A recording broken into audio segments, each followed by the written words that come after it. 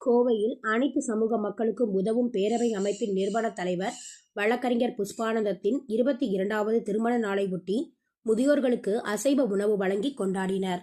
கோவை மாவட்டம் சிவாஜி காலனி பகுதியில் அனைத்து சமூக மக்களுக்கும் உதவும் பேரவை அமைப்பு செயல்பட்டு வருகிறது. இதன் நிறுவன தலைவராக சமூக ஆர்வலரும் வழக்கறிஞருமான புஷ்பானந்தம் இருந்து வருகின்றார். இவரது 22வது திருமண நாள் விழா இன்று கொண்டாடப்பட்டது.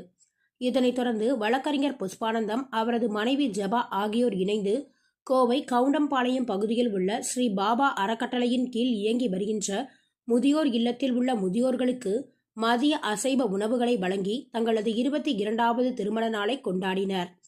இந்த நிகழ்ச்சியில் அனைத்து கிறிஸ்தவ மக்கள் ஒருங்கிணைப்பு நல மையத்தின் நிறுவன தலைவர் ஸ்டீபன்ராஜ், 78வது வார்டு திமுக பிரதிநிதி அன்பழகன், 43வது வார்டு முன்னாள் காங்கிரஸ் கட்சியின் தலைவர் பால்ராஜ், சிங்காநல்லூர் முத்துக்குமரன், சைக்கிள் கடை சம்பத், அன்னூர் கணேசன், மருத்துவர் கோ தமிழழகன், வைத்தியர் பாலகிருஷ்ணன், லெங்கா இடையார்பாளையம் பிரபா, கணுவாய் டெய்லர் ஆனந்தி, வழக்கறிஞர் குமாஸ்தாக்கள் நர்மதா, லக்ஷ்மி, சிவாஜி காலனி குடியிருப்போர் நல சங்க தலைவர் லயன் நடராஜன், சிம்சன் செந்தில்குமார், ஊட்டி கிரேசி, செல்வராஜ், அப்துல் ஆசிஸ் உள்ளிட்ட பலர் கலந்து கொண்டனர் என்பது குறிப்பிடத்தக்கது.